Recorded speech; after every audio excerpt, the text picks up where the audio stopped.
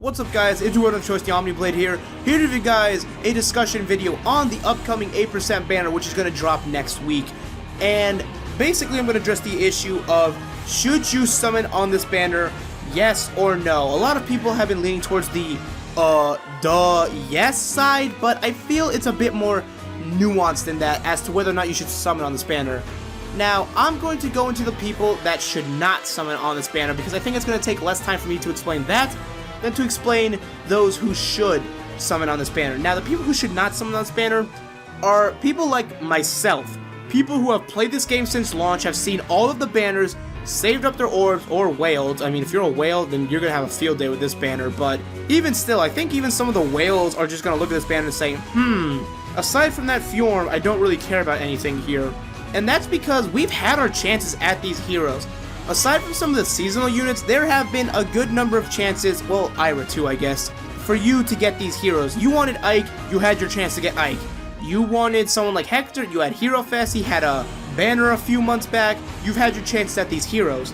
However, the reason whales don't really care about this banner aside from Fjorm is because they've already got their plus 10s of these units if they care about them so much. They have plus 10 Hectors, they have plus 10 Ikes, they have plus 10 Celicas. They already have their plus 10 variants of these units, so they don't really care about this banner. And people like me aren't as interested in this banner because I already have a good amount of power in my barracks. The people that should summon this banner, that's going to be my transition. Yes, I know it's bad, but just let me run with it, is going to be the type of player that needs more power in their barracks. I think newer players should use this as an opportunity to spend a good chunk of their orbs if they aren't interested by any one specific hero in the banners they've seen in the time they've played this game.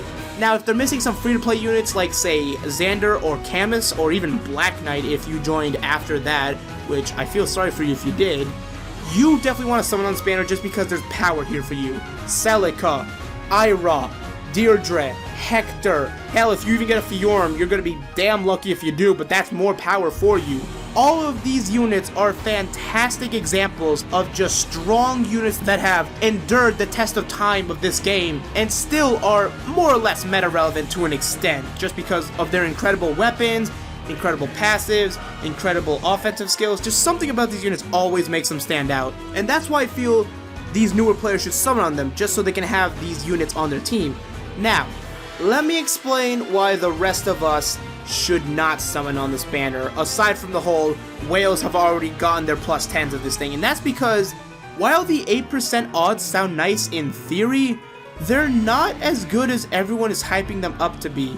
They're no better than regular Hero Fest odds, just because in Hero Fest you have the 5% odds of getting your focus unit, and then you have, of course, your, I guess, 3% from your regular 5-star pulls. So you have your things like your Canes, your Ogmas, your Lucases that can all cuck your rate, anything from Carless Hell. All of that stuff is gone, but it's no better here because, ironically enough, there are units within the 12 that were presented in the Direct that kind of become the 5-star stoppers or the pity breakers.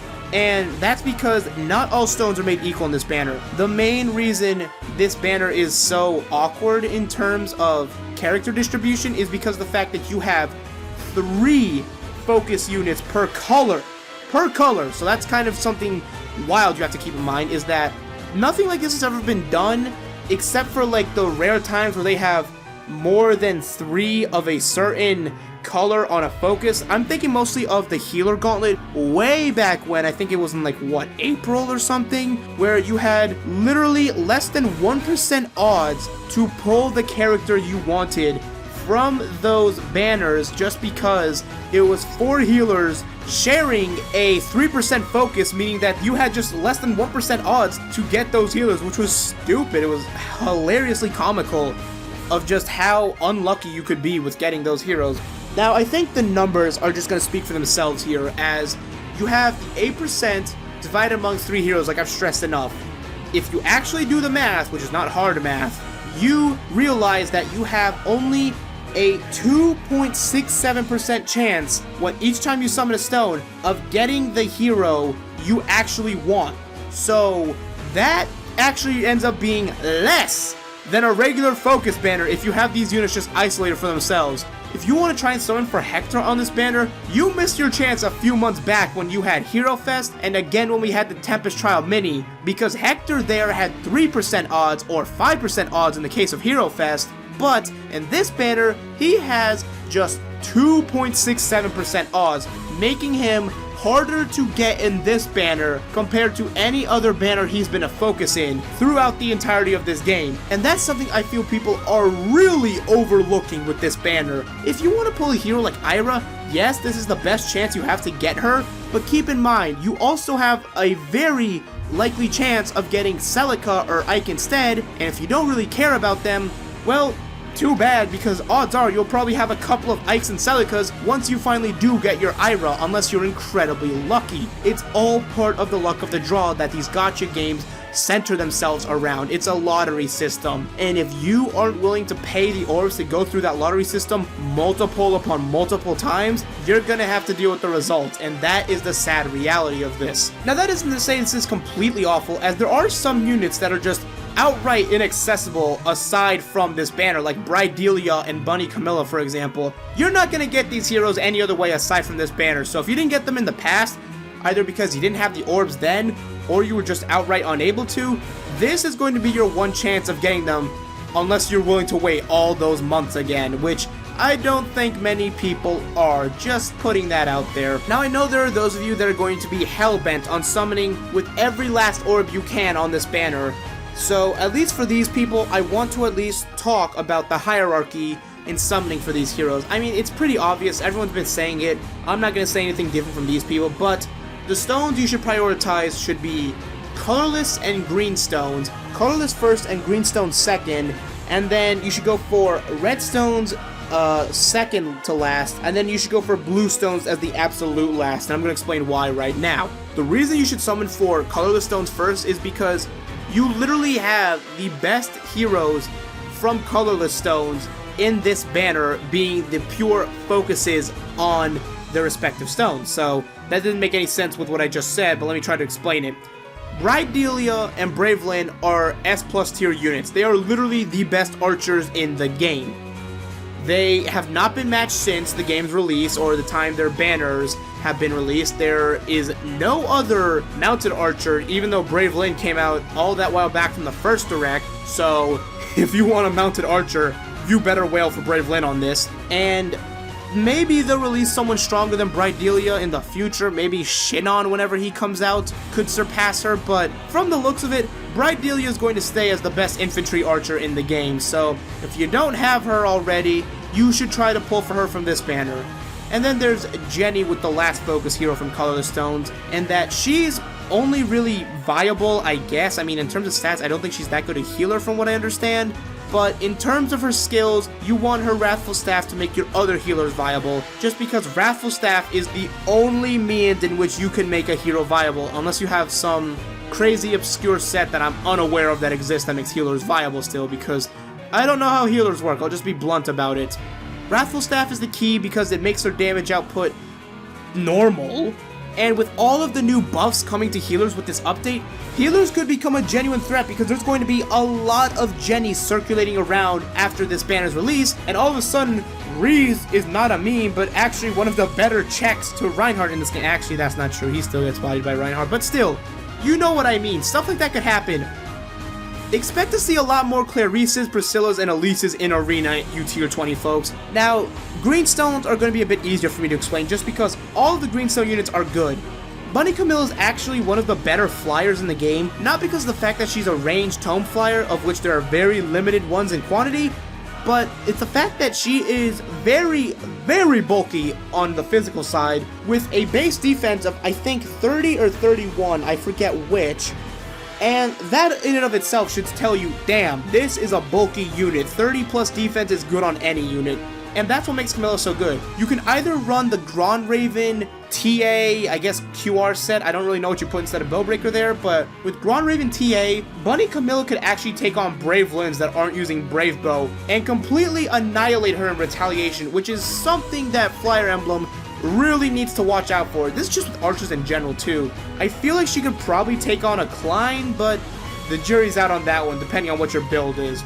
Now as for Hector and Deirdre, I don't think I need to explain why these heroes are so good. I mean, Hector, still after all this time, is somehow the only unit in the game with distant counter as a passive skill, and Deirdre is literally just a better Julia, so she takes on any blue tome unit or any blue unit in general without any difficulty. Now as for the redstones, I feel this is actually really good for fodder, as every single red focus unit on this banner has a fantastic passive A slot, which any unit would be grateful to have. You have Swift Sparrow from Ira, making your player phase units even faster and even more harder hitting than they already were. You have Ike's Heavy Blade, which is a phenomenal A passive, which can allow a lot of brave heroes especially to get their specials off even more. So if you combo that with stuff like Desperation or Brash Assault Sacred Seal, you are going to be proccing specials like mad. Picture Heavy Blade on a Brave Axe share sheet. It is going to be snack time for Minerva every single time she attacks, I swear.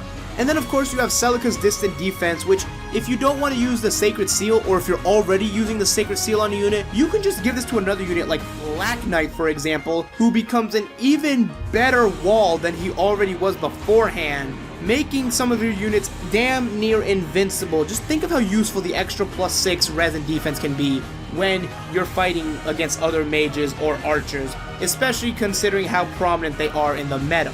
Now the reason blue stones are the least valuable in this stone is because Bunny Xander is not a good unit. He's often referred to as one of the worst units in the game just because his stat distribution is so piss poor, leaving him only with good HP and defense, all of his other stats being garbage. His HP is fine, yeah, but that doesn't help the fact that he gets doubled by everything, meaning doesn't matter how good an HP pool you have, unless you're an armor unit, you will get doubled and destroyed by everything out there with a higher attack stat. And you have his low attack, which doesn't even let him do much in retaliation. I mean, there's a reason people just pass around carrot lances on people. It's because it's funny. It's funny how bad Bunny Xander is, and how he came out before regular Xander did. I mean, that never made sense to anyone. It still doesn't make sense to us now.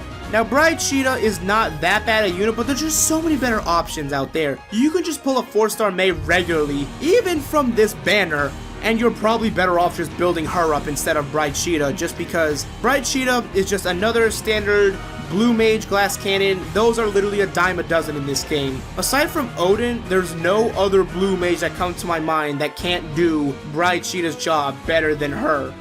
And then of course you have Fjorm. I don't really need to go over Fjorm. I already went into another video analyzing her.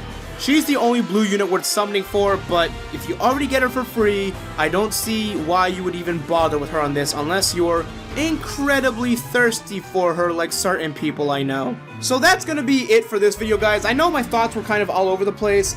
Basically, I just want to put out my thoughts because I feel a lot of people are really over-analyzing or over-hyping the positives of this banner and not really looking at the downsides. Personally, I'm going to have to summon on this banner because I feel you guys would kill me if I didn't, and I'd be lying if I said there weren't some units I wasn't genuinely interested in this banner. But let me know what you guys think. Will you guys summon on this banner? Tell me in the comment section down below. And with that all being said, guys, I'm going to get up out of here because I got more chain challenges to do because I got to save up my orbs. Peace.